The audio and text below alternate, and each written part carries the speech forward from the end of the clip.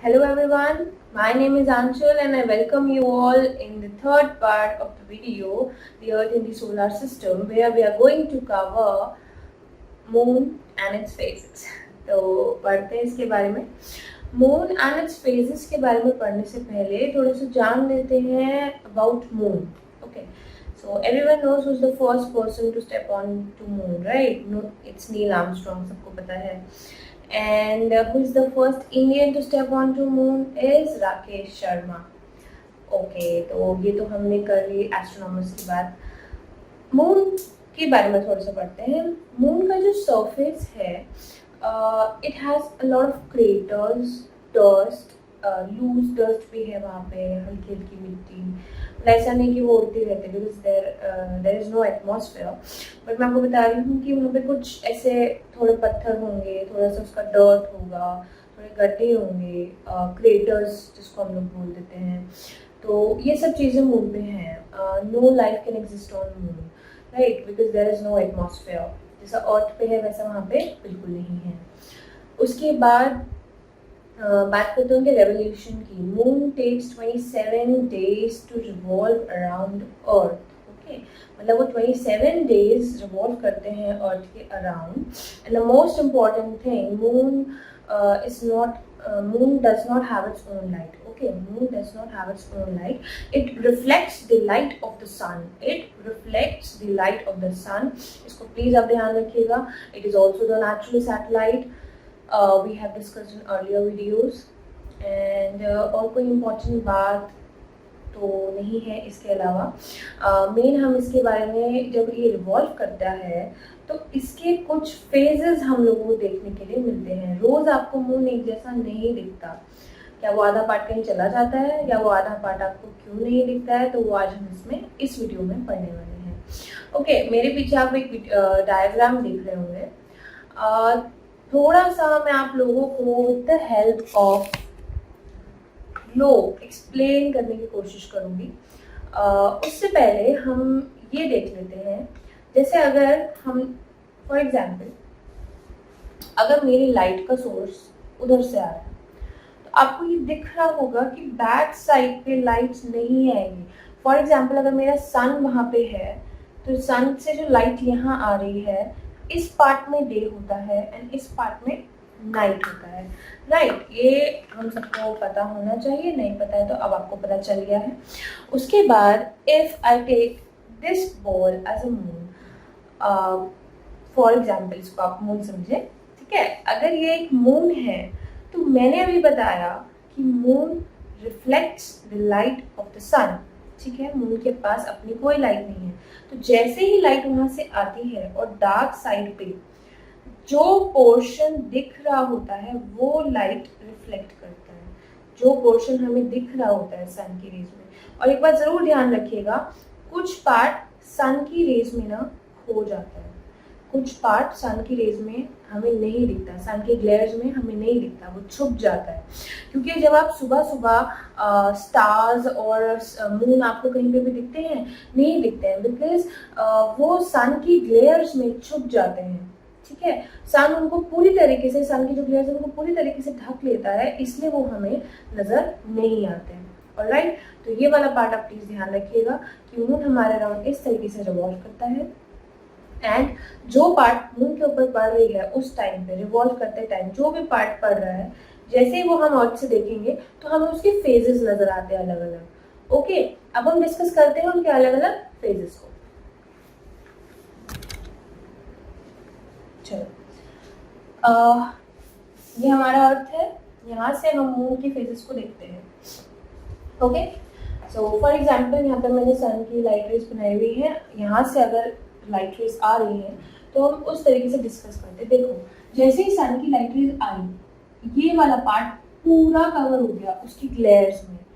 इससे हमें वो नहीं दिखेगा.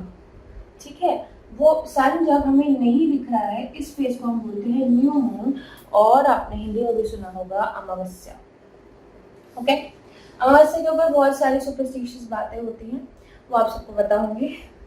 ठीक है, तो हम न्यू मून के बारे में बात करते हैं, जहाँ पे आपको कोई भी मून नहीं दिखेगा. ठीक है। ये यूजुअली आफ्टर 15 डेज होता ही होता है, 15 डेज के रेशो में होता है, मतलब 15 डेज के गैप में होता है, ऑलमोस्ट 15 न्यू मून डे होता है ये।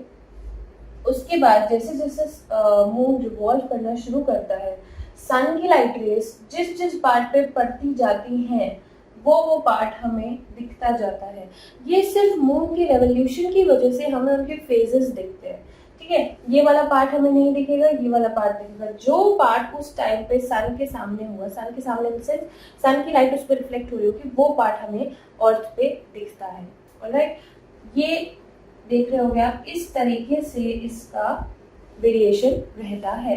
ये हाफ मून, देन हमारे पास आता है more than half moon. More than half moon में आपको इतना मून दिख रहा होगा इस टाइम पे। जब आप ना जज नहीं कर पाते हो कि मून आधा है कि पूरा, फिर आप देखते हो नहीं थोड़ा सा पार्ट कम है, राइट। फिर उसके बाद फुल मून और the Purnima, okay, full moon. And then उसके बाद यहाँ से डिक्रीज होना शुरू हो जाता है, यहाँ से डिक्रीज होना शुरू हो जाता है। देखो, फुल मून से मोर देन हाफ मून, यानी कि फिर थोड़ा सा कम हुआ, फिर हमें बिल्कुल आधा मून दिखेगा, ये वाला पार्ट से, फिर दोबारा से क्रिसेंट मून, राइट। ये जो ब्लैक पार्ट मैंने शो किया, इसका मतलब है कि ये पार्ट हमें नहीं दिखता। उसके बाद अगेन द न्यू मून, फिर से साइकिल रिपीट होती है। और आप ये देख रहे हो कि यहाँ पे मैंने वैक्सिंग एंड वैनिंग फेस लिखा है। तो वैक्सिंग फेस होता है जब new moon to full moon जो हमारा जर्नी या जो हमारा रेवोल्यूशन होता है, द इंक्रीजिंग फेज हम इसे बोलते हैं, इसको हम बोलते हैं waxing phase, okay. And then वो पोर्शन जब फुल मून से हम लोग टुवर्ड्स द न्यू मून जाते हैं, the decreasing phase is known as the waning phase, okay.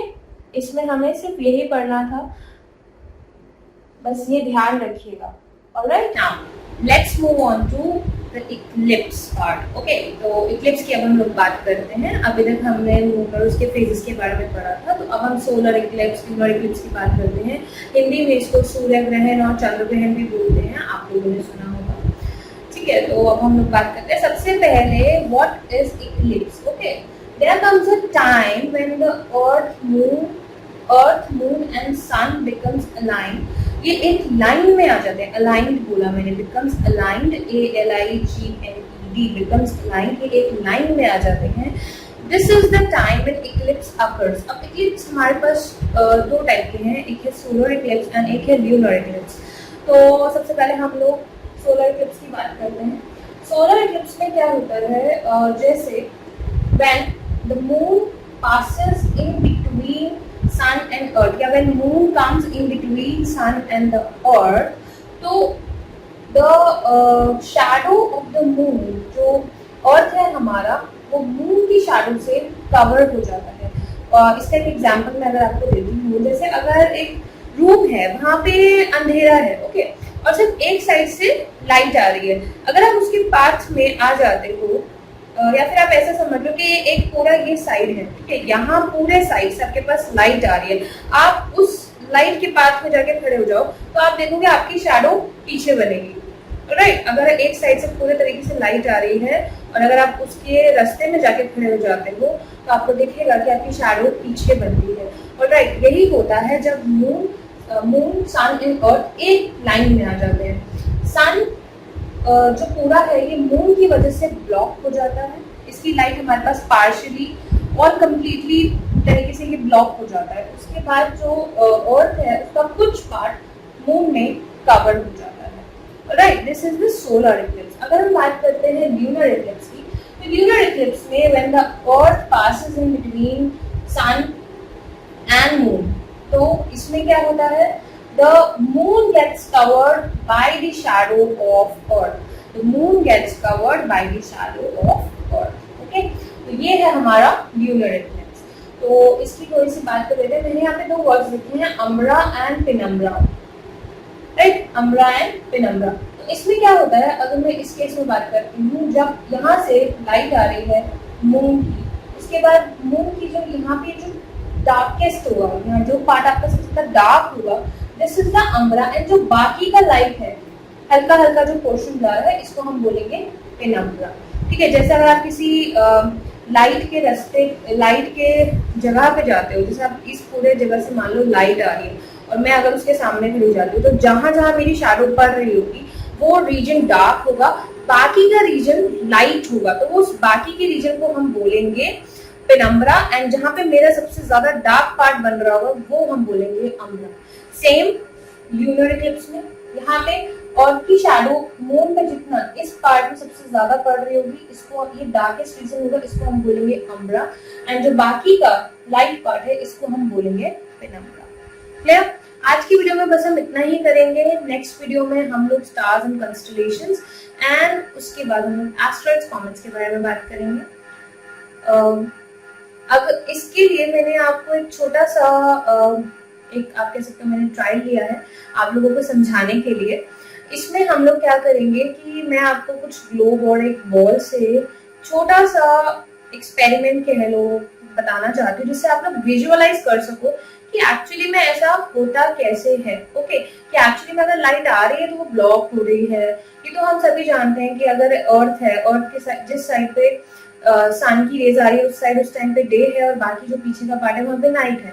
और उसके बाद ये जो हमारा मून होता है, जो मून है वो हमारा जो डार्क रीजन होता है उस पर लाइट रिफ्लेक्ट कर रहा होता है, राइट। उसके बाद हमने ये भी पढ़ा था कि हम ये न्यू मून होता है, फुल मून होता है, तो ये थोड़ा सा मैंने ट्राई किया है।